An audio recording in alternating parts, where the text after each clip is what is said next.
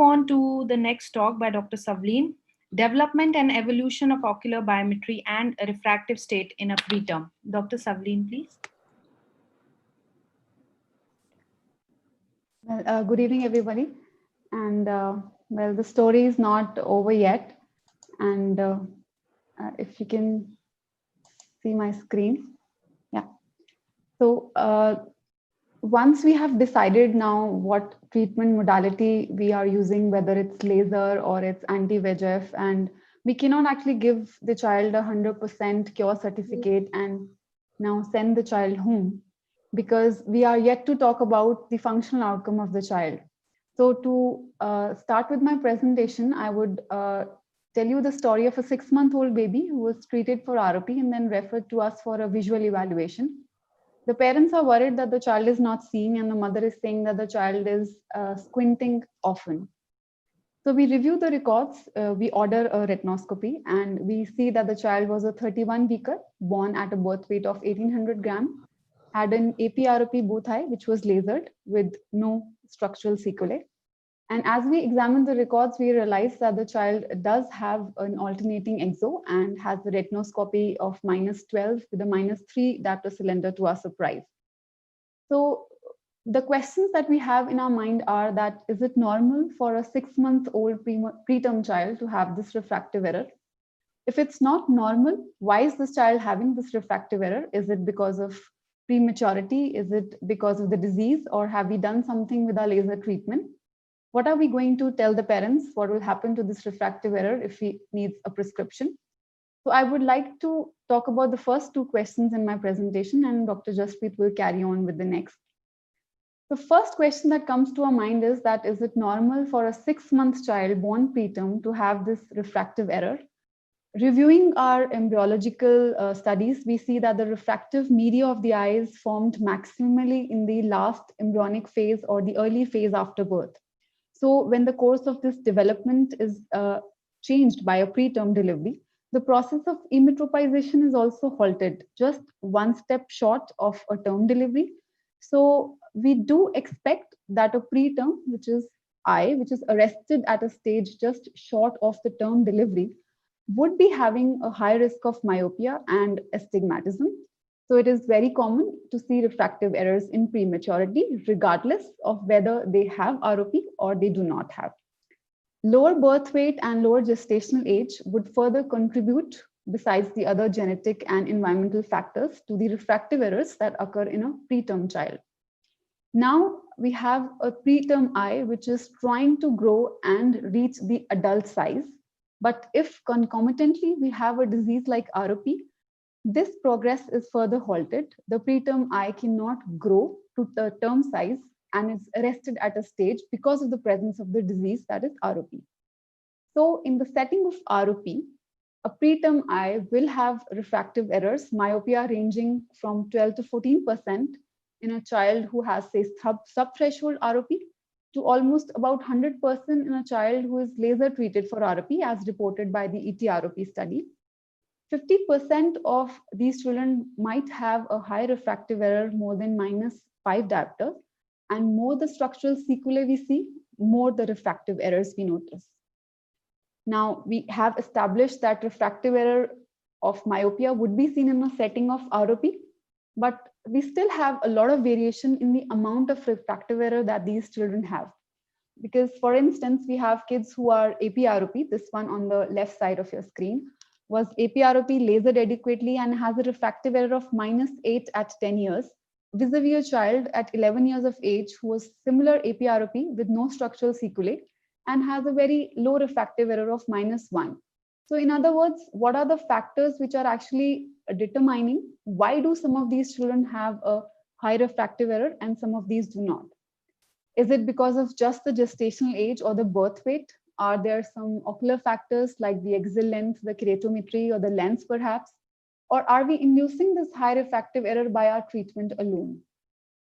There is a lot of literature which talks about how this refractive state is formed in a kid who is treated for ROP. We ourselves did our study at the Advanced Eye Center, where we saw that kids who have a history of laser treatment for ROP do have myopia to the extent of 72%, have a mean spherical equivalent of -4, and around 30 to 40% of them are high myopes. The more posterior disease they have, the more myopia they seem to have. Once we look at their biometric variables, we realize that as compared to normal term deliveries, their axial lengths are shorter, their anterior chamber depths are smaller, the lens is thicker, and the cornea is steep. So this study is reciprocating the result of a lot of studies that lens thickness is probably causing this myopia, but still we cannot point a single factor. If we look at normal refractive state of the eye, the corneal curvature, the lens thickness, and the axial length contribute to the refractive error the most. So in a normal child, the peripheral retina is the stimulus for the eye to grow. In a case of ROP, where even the posterior pole is normal, we have a peripheral disease. The peripheral blurred image is causing a defocus. So somehow there is no stimulus for the eye to grow. The posterior segment has arrested at a stage. The axial length hence is shorter than their age-matched controls.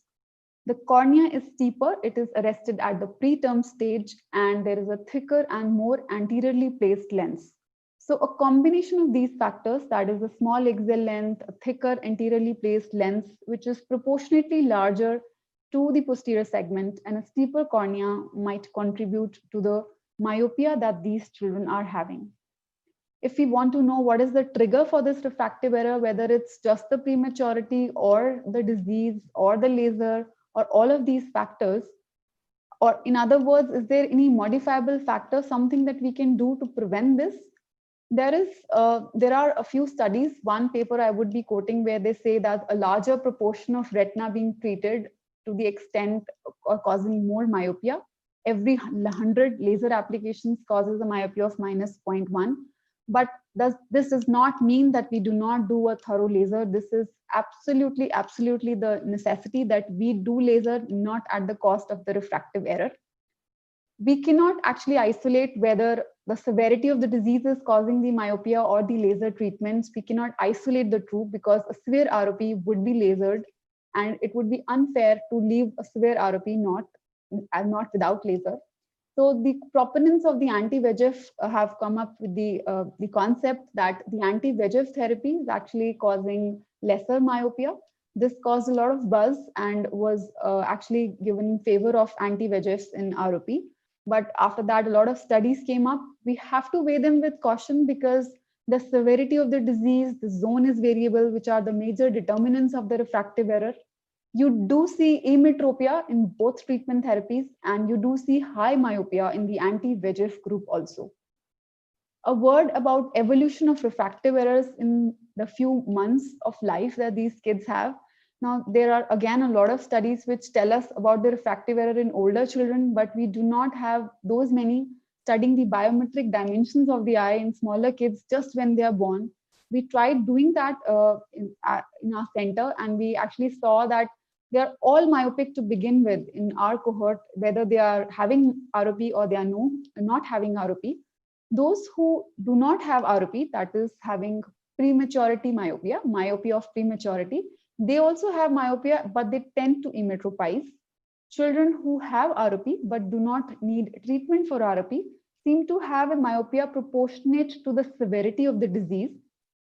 Those kids who need laser treatment for ROP are definitely more myopic than their preterm as well as term counterparts. But this refractive error magnitude is basically determined somewhere around 3 to 6 months of life. After this, the refractive error seems to be following the axial progression, which Dr. Jasprit will further elaborate. To conclude my talk, ROP, prematurity, and low birth weight, they all synergistically affect the development of refractive error. A severe disease with a lower gestational age causes more myopia. High refractive error in ROP is due to perhaps the combination of a steeper cornea, a shallower anterior chamber, a thicker lens, which is more anteriorly placed, and not because of axial elongation alone. Intravitreal therapy causing less myopia is a big possibility, but it's not always a rule. So our concern regarding choosing a therapy, the refractive outcomes should not be considered while we are selecting the ROP treatment modality. Thank you, Dr. Jaspreet, COS, and Dr. Diksha for inviting me for this talk. And thank you, Dr. Dogra, for pushing me to this field. Thank you very much. Thank you, Dr. Savleen, for what an insight you have given into the development of the ocular biometric profiles in term and preterm babies with and without ROP. Wonderful. To